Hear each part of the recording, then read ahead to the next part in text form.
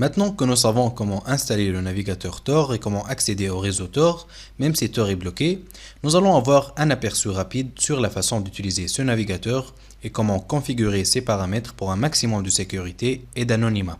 Maintenant, la première chose à garder à l'esprit est de ne jamais utiliser Tor en plein écran et de toujours le garder en mode minimisé, comme vous pouvez le voir ici, parce que la taille de l'écran peut être utilisée pour identifier le type d'ordinateur portable ou le type d'écran que vous utilisez. C'est aussi une très bonne idée de toujours vérifier les mises à jour. Pour cela, tout ce que vous avez à faire est d'aller à droite ici, cliquez sur Paramètres, ensuite descendez en bas, et ici sur Mise à jour de le navigateur Tor, vous pouvez rechercher des mises à jour. Donc comme vous pouvez le voir, j'ai déjà sélectionné Installer les mises à jour automatiquement, ce qui est recommandé. Sinon je clique sur Rechercher des mises à jour pour vérifier. Et voilà, le navigateur est à jour, donc tout va bien. Donc si nous allons sur ce cadenas ici, cette icône, nous pouvons voir notre circuit Tor. Ce sont les nœuds que je vous ai déjà montrés ici. Ça serait donc mon premier, mon deuxième et troisième.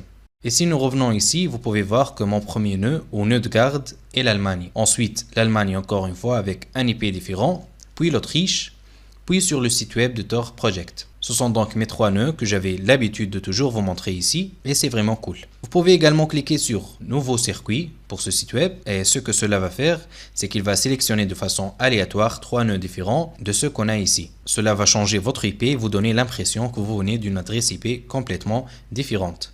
Donc, si je clique dessus, vous verrez que la page est rafraîchie et vous verrez que mon IP a changé. Je passe maintenant par l'Allemagne encore une fois, et enfin les États-Unis, et ensuite torproject.org. Je vais aussi vous montrer un autre truc. Cliquez sur l'icône ici, le balai, et avec ça, vous pouvez choisir de réinitialiser votre identité. Donc, lorsque vous cliquez sur Nouvelle identité, tout le navigateur va se fermer, votre cache, votre historique et toutes vos données de navigation seront supprimées. Puis le navigateur redémarre avec un tout nouveau circuit. Cette option vous fera donc perdre tous les onglets que vous avez ouverts, mais vous aurez l'air d'une personne complètement différente. Alors que lorsque vous demandez un nouveau circuit à partir d'ici, le cadenas, ce circuit n'affectera que le site web actuel. Le site web que nous avons chargé ici, et il ne supprimera pas votre historique ou vos données de navigation. Donc la seule chose qui changera est votre IP. Vous aurez l'impression de venir d'un autre pays ou d'une autre adresse IP, alors que la nouvelle identité, elle change tout cela, ferme tous les onglets et supprime toutes les données de navigation. Donc vous avez littéralement l'air d'une toute nouvelle personne. Ensuite, je vais aller vers Paramètres. Donc ici, vous pouvez choisir une nouvelle identité ou un nouveau circuit avec ces deux boutons ici. Je vous ai déjà montré comment faire cela au début de la vidéo. Donc allons-y dans Paramètres. Cliquez sur Tor à gauche et descendez. Donc, nous avons déjà vu ces options ici. Lorsque nous voulions utiliser les transports enfichables et les pans, nous avons coché cette option ici où nous avons collé des pans dans cette case. Maintenant, je n'utilise pas de pans, donc je peux décocher cette case. On va descendre. Ici, dans Avancer, cette deuxième option, si vous utilisez un proxy pour accéder à l'Internet, alors vous pouvez cocher cette option et mettre les informations sur le proxy. Et enfin, si vous pensez que votre fournisseur d'accès ou votre responsable réseau utilise un pare-feu qui n'autorise que des ports spécifiques, vous pouvez cocher cette option et n'utiliser que les ports 80 et 443. Ces ports sont couramment utilisés par les sites web sur Internet. Ils sont utilisés par pratiquement tous les sites web. Par conséquent, si vous n'utilisez pas ces ports, vous parviendrez à contourner certains pare-feux, mais là encore, cela ralentira votre connexion.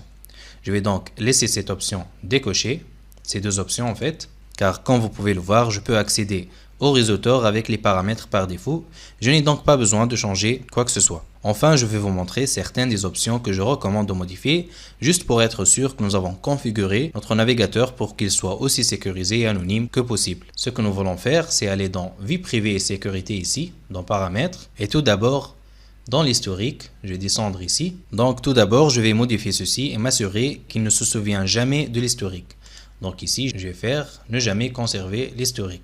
Ensuite, je vais faire défiler vers le bas et je vais m'assurer qu'il bloque les fenêtres pop-up. Donc elle est cochée ici, tant mieux. Je vais m'assurer qu'il nous prévient lorsque le navigateur tente d'installer des modules complémentaires, qui est aussi coché. Et je vais faire défiler plus bas. Maintenant, les paramètres de sécurité ici. Je les couvrirai dans la prochaine leçon. Pour l'instant, je vais continuer à faire défiler l'écran vers le bas.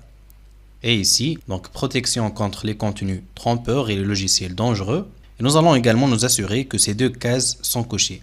bloquer les contenus dangereux ou trompeurs, bloquer les téléchargements dangereux. Certains des paramètres qui ont été définis ici vont casser certains sites web, mais nous voulons une sécurité maximale. Vous pouvez également expérimenter avec ces paramètres et les réduire petit à petit pour les adapter à votre utilisation. Donc je vais arrêter la vidéo ici, on se voit dans la prochaine.